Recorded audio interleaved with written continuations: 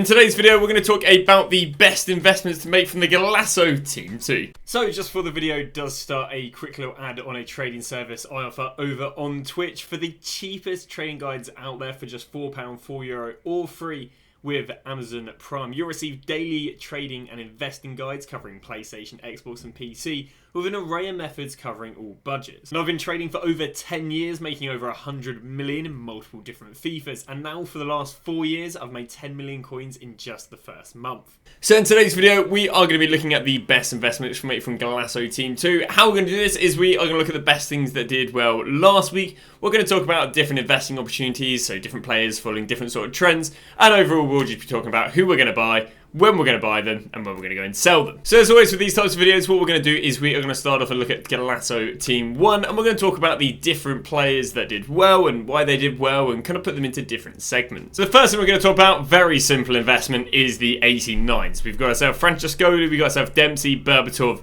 and a Koch, and they all kind of follow the same sort of semi-decent trend.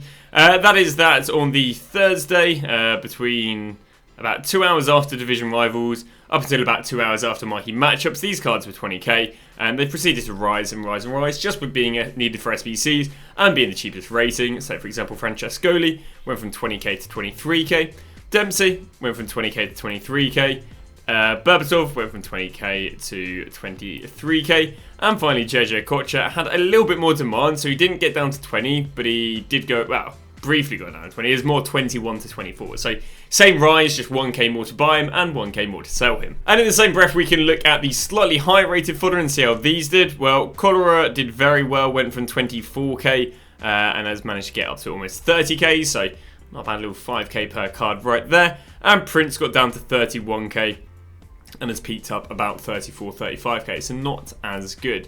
The reason for this is the recent upgrade SBCs haven't been exceptionally high rated, but they've been semi-high rated, which means 91 is seen as overkill, but 90 is seen as good value for money. So the 89s and the 90s were the best performing fodder from last week. The next sort of cards we are going to talk about is we're going to talk about meta cards, but not overly expensive ones. So we're going to look at meta cards who are no more than 300k and look how those performed out of packs. So a real mixed bag of trends, which is quite interesting, but we'll just go through them right now. So Kocha was the cheapest Thursday after after marquee matchups, down at 81k and peaked on the Saturday morning. Proceeded to go down, I believe, due to the Evo we got a Saturday. I think it was the, I don't know, I think it was a silver one. We used a silver player or whatever.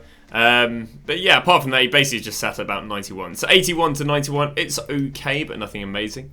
Van Persie was the cheapest Friday after the promo, but yeah, no real rebound on him. We then head to Sol Campbell. Sol Campbell ended up being the cheapest Thursday after marquee matchups at 277, and then actually peaked a lot, went up out of packs, and then peaked before the Saturday. It would have been SBC and Evo, and then went from 360 and has actually crashed all the way down to 290. If I'm not wrong, this should be due to a centre-back SBC, because otherwise it's a very weird trend. But no, I mean, we literally did not have a centre-back SBC whatsoever. It was literally the Michael Essien along with the Evo, so very weird. Maybe I guess it was the peak of the weekly demand, but yeah, really, really sharp crash there from 360 all the way down to 300. And finally, Cholera, another centre-back, again following completely different trends right there. Cheapest Thursday evening.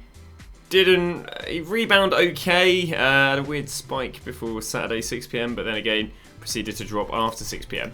So the takeaway on cheap meta, I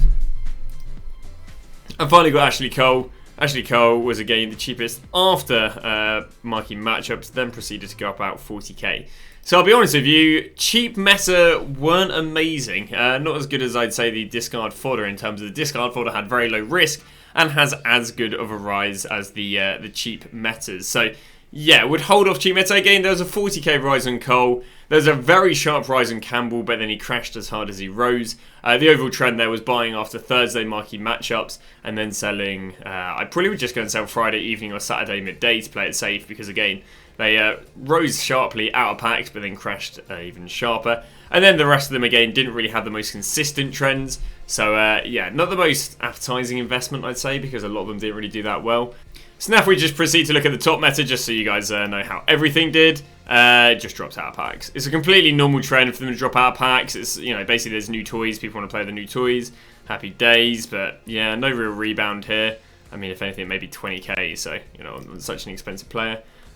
We did see a 1,070,000 getting up to 1.1,070,000, but, or even actually 1.2 million. But then, like the rest, proceeded to drop after Saturday 6 PM. So, Cafu had a nice rise, but I'll be honest with you, I don't think it was outperforming the cheap fodder. Yes, you had to obviously buy significantly less cards, but yeah, not. And then if you look at the others, because of how much the others dropped, it wouldn't really make expensive metas look very appetizing. The best trends were to go and buy basically the cheap players that were SBC fodder, and then I'd say there's an outside call of maybe buying meta players under 300k, especially if they're some of the most used cards. So now we're on to Goalzo Team 2. So let's go and talk about which are the best investments looking at last week's.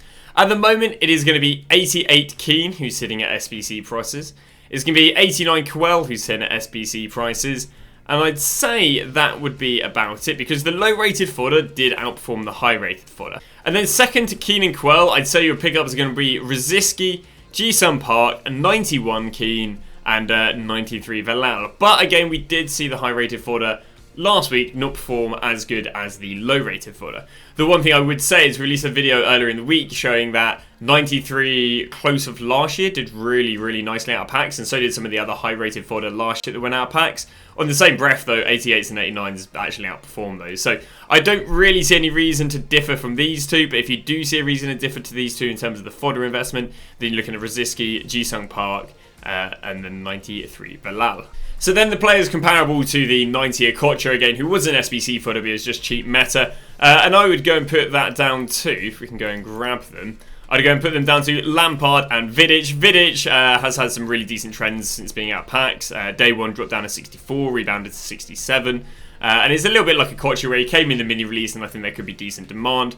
Kocha's cheapest buy time was Thursday after marquee matchups, and then his sell time was Friday before he went out. Well, Friday evening / Saturday before 6 PM content is really what crashed it. Second card I quite like is Lampard. Lampard has really good player game performance, which again is the statistics we use to see how often is a card being used and therefore what sort of demand they have. Again, he's basically the highest rated cheap player. Other than that, you've got like Velal, who's SBC fodder, Rosiski again, who won't even sell for min price.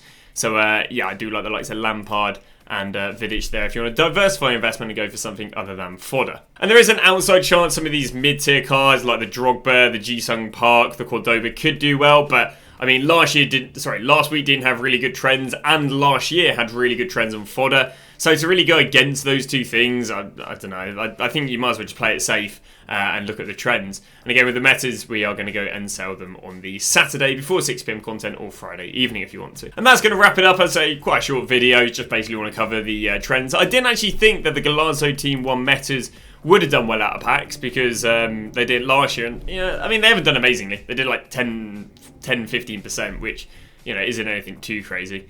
But yeah, nonetheless, there are your investments for the Goalzos. Thanks for watching, and we'll see you guys tomorrow with a brand new video.